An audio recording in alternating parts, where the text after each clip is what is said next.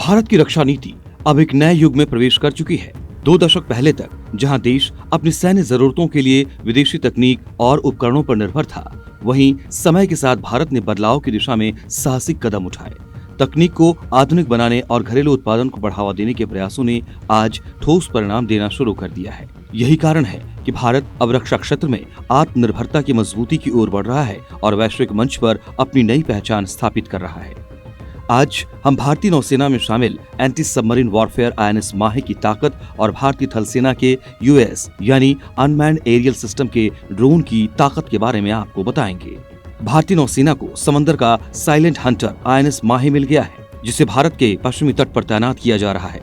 भारतीय नौसेना ने सोमवार को anti submarine warfare shallow watercraft INS माहे को अपने बेड़े में शामिल किया। भारतीय नौसेना में INS माहे की कमीशनिंग के दौरान आर्मी चीफ उपेंद्र द्विवेदी मौजूद रहे।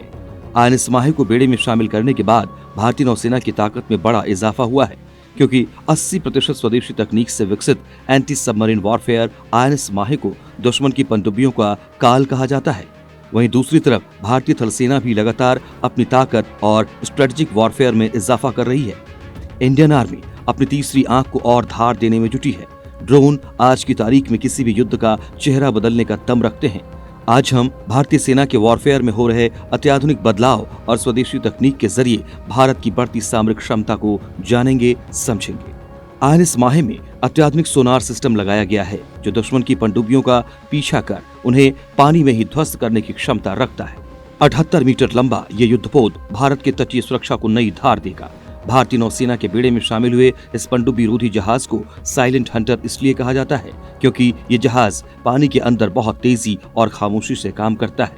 आप इसे समंदर की सबसे शातिर शिकारी मछलियों में से एक किलर व्हेल भी कह सकते हैं, जो जितनी शांत दिखती है, हमला उससे कहीं ज्यादा घातक करती है। इस वॉरशिप को मुख्य रूप से ऐसे मिशन को अंजाम देने के लिए डिजाइन किया गया है जो चुपचाप लगातार अपने लक्ष्य की ओर बढ़ते हुए दुश्मन का काम तमाम कर देते हैं। ये युद्धपोत पानी के नीचे खतरों का पता लगाने में पूरी तरह सक्षम है। INS माहे वॉरशिप की सबसे बड़ी खासियत ये है कि इसे 80% स्वदेशी तकनीक से विकसित किया गया है, जो anti submarine warfare shallow watercraft ASWSWC वर्ग का पहला युद्धपोत है। इस युद्धपोत को कोचिन शिपयार्ड में तैयार किया गया है।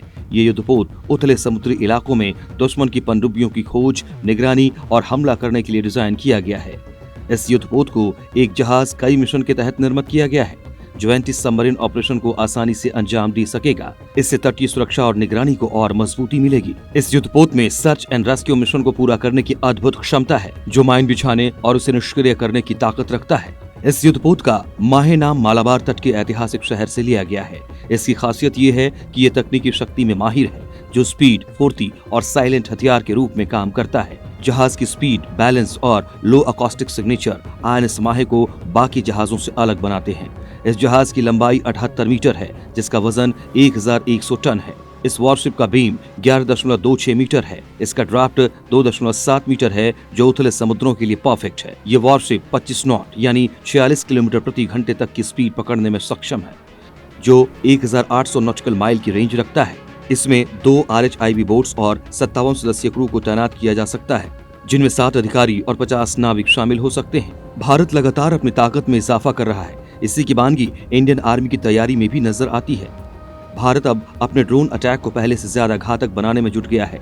ऑपरेशन सिंदूर के बाद भारतीय सेना को यह एहसास हुआ कि ड्रोन और एंटी ड्रोन टेक्नोलॉजी किसी भी ऑपरेशन और युद्ध की दिशा और दशा तय कर सकते हैं। पाकिस्तान की तरफ से आ रहे ड्रोन और मिसाइलों को टारगेट करना हो या फिर ड्रोन की मदद से जानकारी जुटानी हो, UAV टेक्नोलॉजी की मदद से सटीक जानकारी जुटाने और लक्ष्य तक पहुंचने में मदद मिली। इसी वजह से भारतीय सेना और DRDO ने कई तरीके के ड्रोन बनाए हैं, जो अब भारतीय सेना के ड्रोन फोर्स के रूप में जानी जाएंगी। ये आर्टिफिशियल इंटेलिजेंस से लैस स्वदेशी रूप वाले UAV हैं। ये अनमैन्ड एरियल व्हीकल दुश्मन की निगरानी करने के साथ साथ युद्ध में सटीक हमला करने में भी सक्षम हैं, जो आज के समय में युद्ध की रीढ़ बन चुके हैं। ड्रोन इलेक्ट्रॉनिक वॉरफेयर और सटीक स्ट्राइक की क्षमता रखते हैं। इन सभी खासियतों के चलते देश की सुरक्षा में पहले से काफी ज्यादा मजबूती आई है। ड्रोन निगरानी और जासूसी के लिए भारतीय सेना का काफी साथ देते हैं। DRDO और निजी कंपनियों के बनाए गए सर्विलांस ड्रोन आज के समय में सीमा के इलाकों के साथ साथ संवेदनशील इलाकों में लगातार निगरानी करते हैं।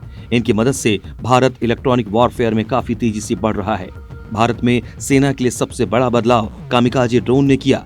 इन ड्रोन को ऑपरेशन सिंदूर के दौरान बड़े पैमाने पर इस्तेमाल किया गया था। वहीं एशली प्लाटून भारतीय सेना की एक नई और आधुनिक क्षमता है, जो इन्फेंट्री बटालियनों की तीसरी आंख की तरह काम करने वाली मिनी यूएस यानी अनमैन्ड एरियल सिस्टम है। एशनी यानी assault high altitude nano intelligence drone, ये एक स्वदेशी मिनी ड्रोन सिस्टम है जो हर इन्फेंट्री बटालियन को दी गई है। यानी अब एक बटालियन अपने सामने 10 से 15 किलोमीटर तक का इलाका देख सकती है और जरूरत पड़े तो तुरंत हमला भी कर सकती है।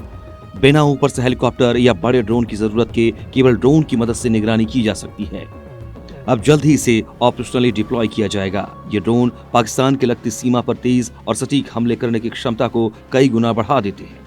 इसके अलावा भारत की रक्षा कंपनी DRDO और प्राइवेट पार्टनर्स के साथ बनाया गया नागास्त्र 1 ड्रोन भारत के लिए बड़ी कामयाबी है। ऑपरेशन सिंदूर के दौरान पाकिस्तान ने सियाचिन से लेकर लेह लद्दाख और पंजाब से लेकर राजस्थान और कच्छ तक ड्रोन से हमला किया था। हालांकि भारतीय सेना ने पाकिस्तान के ड्रोन अटैक को पूरी तरह नेस्तनाबूद कर दिया था। इसी के बाद सेना ने हर इन्फेंट्री बटालियन में एक ड्रोन प्लाटून खड़ा करने का प्लान तैयार किया। हाल ही में सेना की पूर्वी कमान और पश्चिमी कमान ने खास ड्रोन एक्सरसाइज कर अपनी ड्रोन क्षमताओं का प्रदर्शन किया था।